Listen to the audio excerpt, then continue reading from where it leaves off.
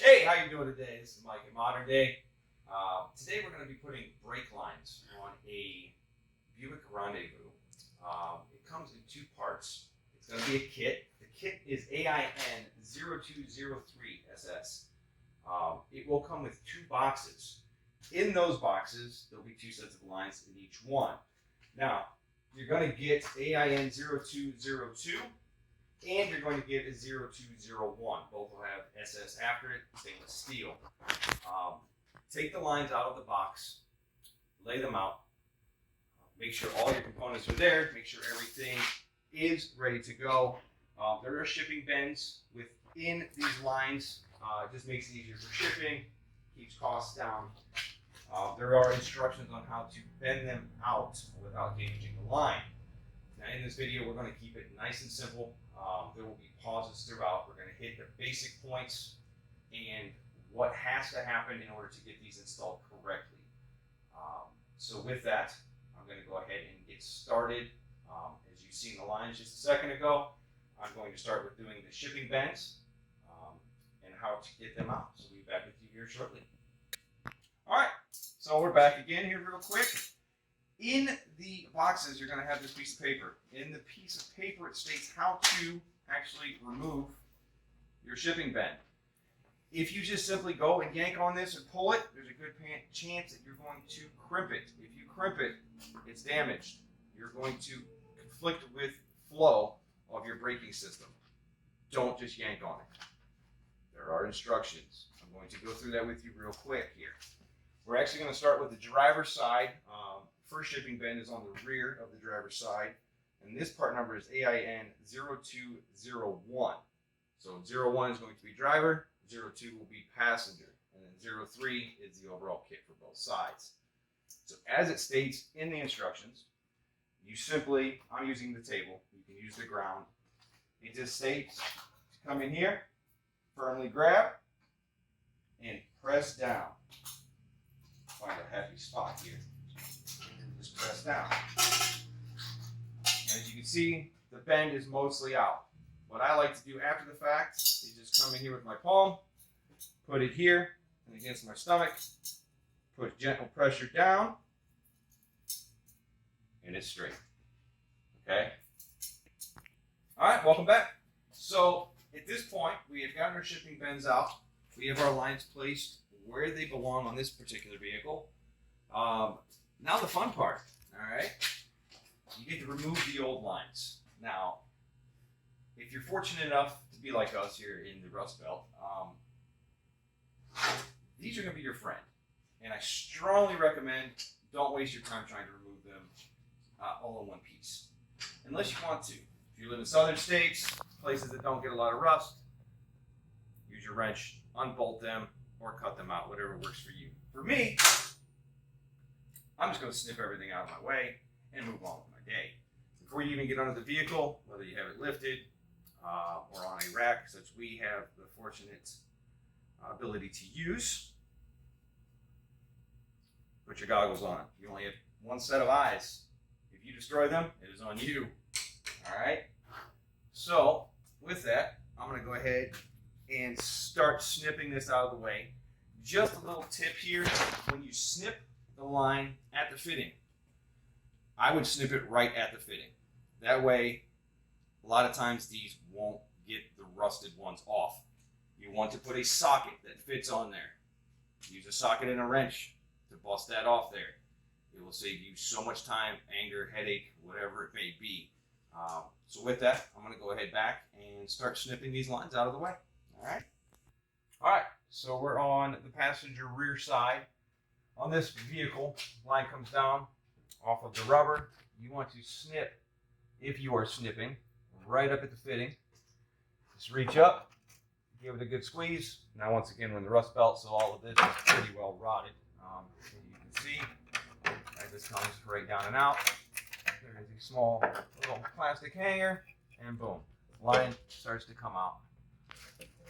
That hanger, I'm actually going to have to get a screwdriver for, but we'll go ahead and snip here.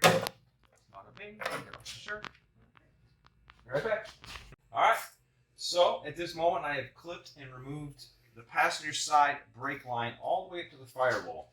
To remove the difference, you will actually have to go under the hood to access the line to the master cylinder on this vehicle particularly. But as of back here, I went ahead and opted once again to just simply cut. I'm using a ratchet and a socket. My ratchet does swivel. Don't necessarily need to do that, but put your line or put that on your fitting. Go ahead and remove your fitting.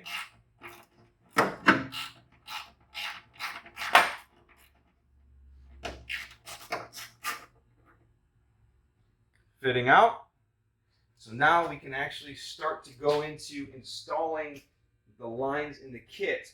I always start at the rear and move forward and then go back to that. Now in here, where these two connect, there is going to be a union, which is right here. It'll be in this handy dandy plastic bag. Simple union. You take it out, and it just threads right in. Put the other line on. Once the lines are installed, you tighten up your union, make sure your fittings are tight, and then start the bleeding process, putting fluid in, opening your bleeder screws, and doing your bleed as necessary. So I'm going to go ahead and do that, get this installed, and I'll be back with you here shortly. All right, welcome back again. So now we're on the top side of this Buick, chasing the line. I'm actually going to show you this real fast, which is down here. This is your brake distribution for your ABS system. What you want to do is follow the line up and disconnect it back in here to the line corresponding to the line that you are replacing. Do not cut the wrong line or remove the wrong line, because then you're going to get into a bigger mess. So with that, also recommend highly, especially on this vehicle, to go from underneath and up. If you are not able to do that, there are a few extra steps involved for topside. We are actually going to go from underneath today. So I'm going to go ahead and chase my lines. I'm going to get that removed and then get the line removed from the distribution block. I'll be back with you. All right, everybody. So we're back underneath the Buick. I do have the lines ran. They are currently installed and together. I still have to do the bleed process, but I'm going to explain how to do that in this video also. So on this side, you can see the lines are all connected, nice and tight. Use the factory clamps that were here in place. Come down, show you this union here. So here's the union. Something that I mentioned in the previous beginning of this video, I do apologize. I said to connect them and then install. Don't do that. Put your lines in. Do this last. This is one of the last things you will do, is install this and put that together. If the line is too long, it's going to be difficult to get it installed. Factory lines, everything runs up nice and tight. So yeah, all in all, it was pretty cutthroat, easy. Oh, on this vehicle, we had to pull driver's side tire off.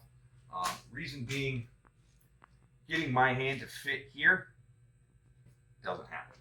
There is a nice opening on this side, on this Buick, to get up and through to release the retainer clips and to actually reach the back side of that distribution block. So there's plenty of access here for you to do that. This was just simply much easier to do. So with that, we're going to actually lower the vehicle. I'm going to show you the top side, how everything connects, and then go about how to bleed the system. So now we have the vehicle down. On the top side here at the distribution block, on the back of this is where the rear lines actually came into. So I'm not going to stick my hand back in there, but you can see the new lines coming in.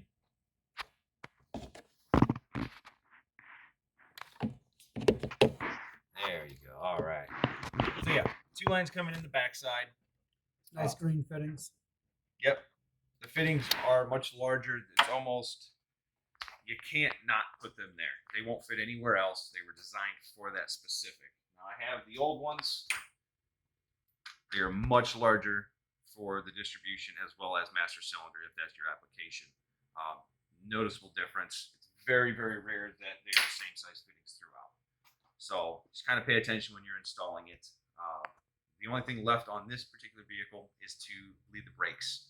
I'm not going to go through the process overall and visually show you what's going on, but I'm going to explain. You always want to start at the furthest point away from the master cylinder, so the passenger rear.